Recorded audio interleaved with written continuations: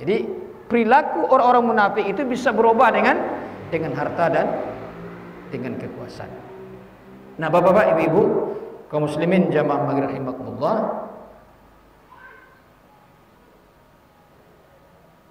Allah ceritakan ciri-ciri orang kafir. Allah ceritakan ciri-ciri orang munafik. Ya. Di dalam Al-Quran ini apa tujuannya? Tujuannya adalah supaya kita jangan termasuk kelompok mereka itu. Itu tujuannya. Ini kelompok orang muttaqin, ini kelompok orang kafir, ini kelompok musyrik, ini kelompok orang-orang munafik. Tujuannya Allah kecil dalam Quran supaya kita jangan termasuk kelompok-kelompok orang-orang tersebut. Jadi jangan sampai kita mengikuti perilaku orang-orang tersebut. Karena orang munafik itu sangat berbahaya. Karena sangat berbahayanya Bapak Ibu, ya. Di dalam surat An-Nisa ayat 145 sambungan, ya, tadi ayat 142 baca, di bawahnya 145. Apa kata Allah? Innal munafiqina fid darki asfali minan nar. Sesungguhnya orang-orang munafik itu tempatnya adalah di kerak-kerak api aspal. Aspal itu kan apa, sawak gini tuh. Paling bawah kan. Sesungguhnya orang-orang munafik itu tempatnya adalah di kerak-kerak api neraka, lapisan paling bawah. Bapak Ibu, menurut para ulama, neraka itu ada 3 tingkatannya. Di isi neraka itu ada 3 tingkatannya. Dan paling di atas itu tempatnya orang-orang Islam tapi banyak melakukan perbuatan dosa. Ya. Banyak melakukan perbuatan dosa. Direndam dulu neraka. Itu yang pertama. Kemudian lapisan yang kedua, di tengah-tengah itu tempatnya orang-orang kafir. Nah, kemudian ditampak yang paling bawah di bagian neraka itu, yang ketiga, itulah tempatnya orang munafik. Jadi innal munafiqina fid darki asfali minan nar. Orang munafik itu tempatnya di kerak-kerak api neraka. Karena itu sangat berbahaya. Nah, munafik itu ada 2. Munafik ada 2. Pertama adalah munafik secara i'tikadi. Yang kedua, munafik secara amali. Yang pertama, munafik secara i'tikadi adalah ma yazirul Islam, secara zahirnya mereka Islam, tetapi mereka tidak suka dengan ajaran Islam. Dia beragama Islam tapi tidak suka dengan ajaran Islam. Kalau baca cerita tentang syariat Islam, hanya alergi.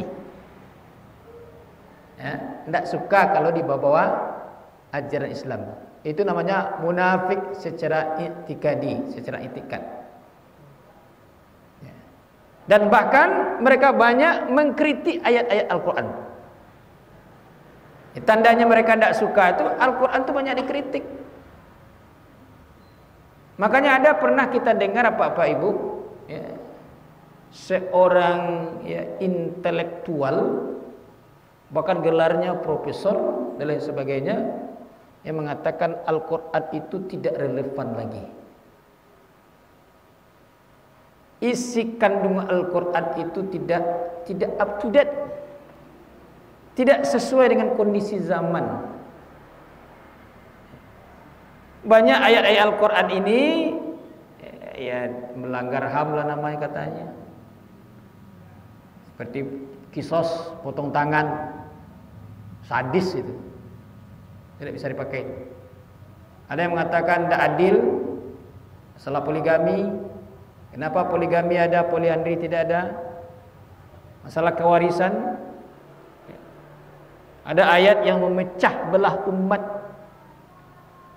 Surat Al-Maidah ayat 51. Surat Al-Baqarah 120. Ini ayat memecah belah umat. Walan tarda ankal yahudu walan nasara hatta tattabi'a millatahum.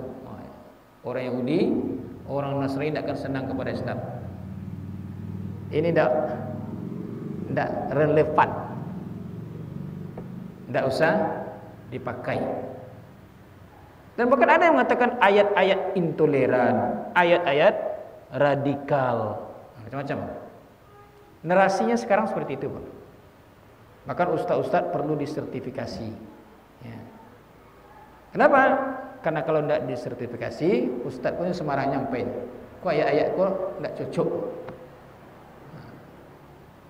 Jadi Bapak Ibu kaum muslimin berbahagia, suatu pertanyaan muncul di pikiran kita, mungkinkah Al-Quran itu salah?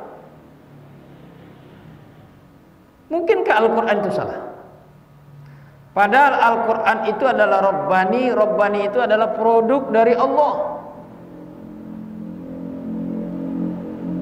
Al-Quran huwa kalamullah. Al-Quran itu firman Allah. Mungkinkah Al-Quran itu salah?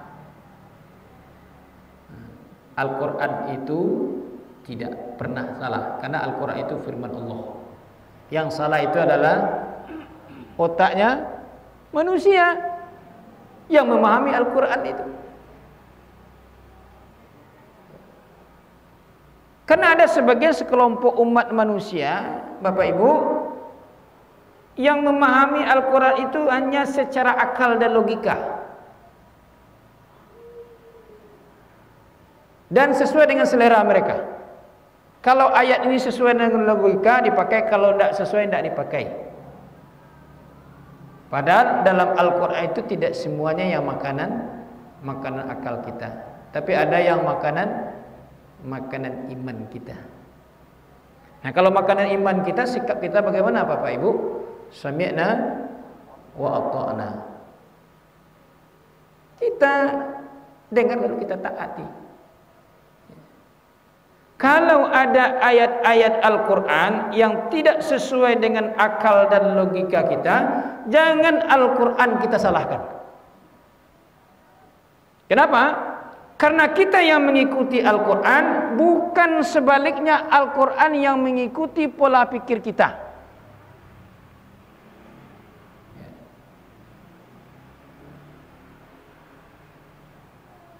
Sama aja apa-apa, kalau tidak cocok ukuran kopiah juga palu awak, jangan palu dipakai gitu. Ya Pak. Tapi sesuaikan ukuran kopiah juga palu awak. Kalau tidak cocok, ya selera awak je pemahaman Al-Quran, dak Al-Quran tu kesalahan. Awak yang mengikuti Al-Quran, bukan sebaliknya Al-Quran yang mengikuti pola pikir kita. Karena sesuatu yang telah diperintahkan Allah itu ada tujuannya. Allah yang Maha tahu. Ada tujuannya. Nah, jadi Bapak Ibu, munafik yang pertama secara itikadi ini bisa batal keimanan seseorang, bisa gugur keimanannya. Ya. Andaikan ia mengaku beragama Islam, tapi ia tidak suka dengan ajaran Islam, bahkan ia kritik ajaran Islam, itu batal keimanannya. Bisa gugur keimanannya. Kemudian yang kedua, namanya adalah munafik secara amali. Aku yang paling banyak apa-apa Ibu, aku harus hati-hati awak.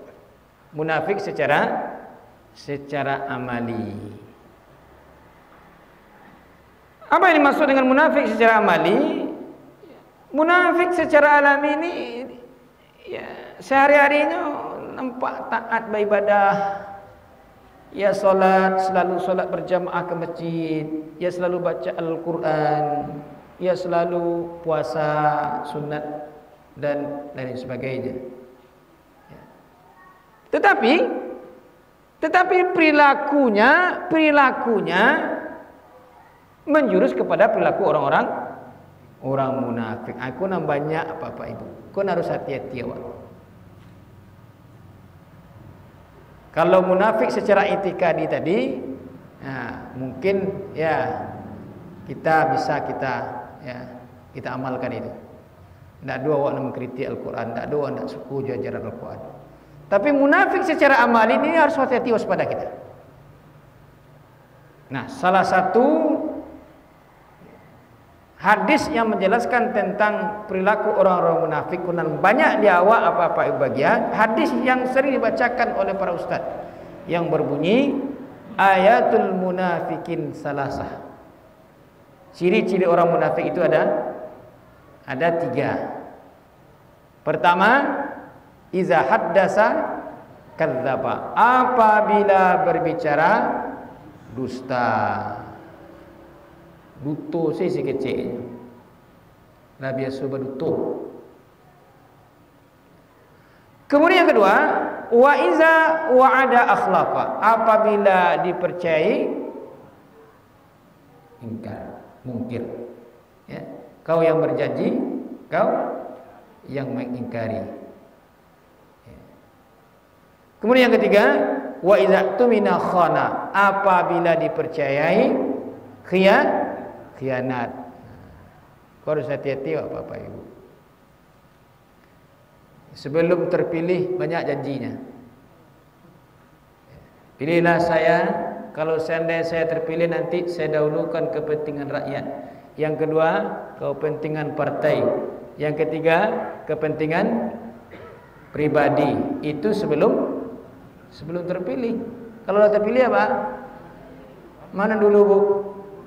Mana dulu Pak? Pribadi. Sudah pribadi? Partai. Kalau dah kena pecat dapat ya. Setelah itu yang ketiga baru rakyat. Jadi awak pasai kanai kone otak, kone alai. Alu kanai kanai kicu, awak kanai kicu segini apa-apa Ibu. Lah kanai otak awaknya. Ya. Sebelum jadi anggota DPR rajin baca ayat kursi. Setelah kursi dapat lupa ayat. Itu perilaku orang munafik. Jadi apa Pak Ibu? Sampai-sampai dalam Al-Quran, kalau memilih pemimpin, sampai-sampai disebutkan dalam Al-Quran, ada 3 yang tidak boleh kita jadikan pemimpin kita. Pertama orang Yahudi, yang kedua orang Nasrani, yang ketiga orang Islam tapi munafik.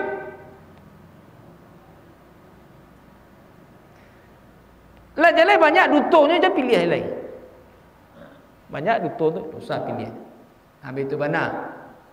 Allah mengatakan dalam Al-Quran tidak boleh kita menjadikan pemimpin-pemimpin yang munafik itu. Nah, Bapak Ibu kaum muslimin jamaah maghrib rahimakumullah.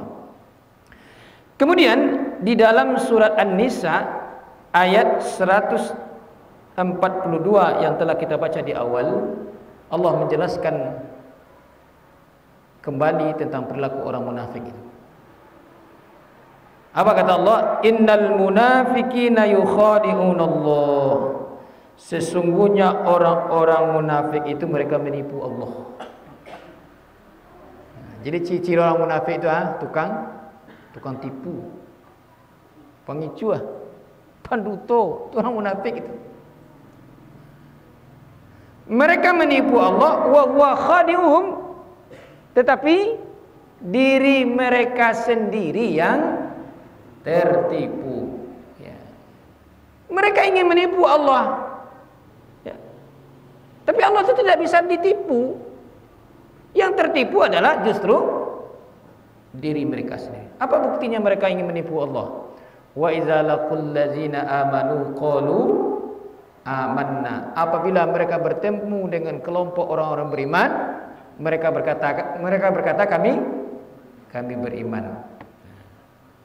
Tapi sebaliknya wa iza khalau ila sayatinihim, apabila mereka bertemu dengan kelompok-kelompok mereka, setan-setannya, sayatinihim, ayat mengaku tidak beriman. Itu muka dua itu namanya. Ya, bermuka dua itu seperti itu. Bertemu dengan orang beriman, yang nampakkan keimanan, tapi sebenarnya mereka berolok-olok. Ya. Mereka ingin menipu Allah, Allah tidak bisa tertipu. Yang tertipu adalah diri mereka sendiri. Wa huwa khadi'uhum. Karena Allah tidak bisa ditipu. Kemudian berikutnya adalah wa idza qamu ila shalah qamu kusala. Nah, perhatikan Bapak Ibu ayat ini. Wa iza qamu, apabila mereka hendak menunaikan ibadah solat, menegakkan solat, qamu kusala, mereka laksanakan solat itu dengan malas. Ya. Bapak Ibu, kalau lah mulai malih wak sembahyang, lah mulai malih wak solat Pak, itulah masuk ladu gejala-gejala awak namanya termasuk virus munafik itu. Mulai masuk munafik itu ke dalam diri awak. Lah mulai barek, lah mulai balik. Tiba waktu zuhur, dah tiba boleh waktu zuhur. Ayo hutang cek dulu. Undinya dulu. Lain sembahyang tapi barek sembahyang. Barek sembahyang. Atau solat ya sekedar melepaskan kewajiban saja. Solat cepat seperti cotok ayam, tidak ada tumak ninahnya doh. Kilat sudah lambat sembahyang zuhur jam 3, capek lolai patas. Itulah mulai masuk perilaku orang munafik, malih sembahyang, barek sembahyang, malih sembahyang. Yang berapa banyak umat Islam Bapak Ibu yang menganggap enteng ibadah solat, yang meremehkan ibadah solat. Setiap waktu dipanggil melalui kalimat azan, berapa banyak umat Islam yang tidak memenuhi panggilan Allah itu. Itu termasuk kelompoknya orang-orang munafik. Bahkan kata Rasulullah sallallahu alaihi wasallam, solat yang paling berat bagi orang munafik itu adalah solat Isya dan subuh. Paling baik itu apa Bapak Ibu? Ya. Solat Isya tunda kan panjang waktunya. Mah. Tunda lalu tak kalau tiba waktu subuh, lalu sembahyang Isya. Apalagi waktu subuh, barek mana mangkek selimut itu. Mangkek selimut itu berapa barek itu Pak? Dah sampai? Datai lu selimut itu. Atau membukaan incat mata tu ya, malik mana ungkap mata tu subuh. Dah tiba waktu subuh. Pada waktu subuh itu Allah bersumpah wal fajar. Demi waktu fajar. Waktu fajar tu waktu subuh. Di waktu fajar tu waktu subuh. Jadi kalau salat sunat fajar, salat sunat sebelum subuh. Ya. Allah bersumpah dengan waktu.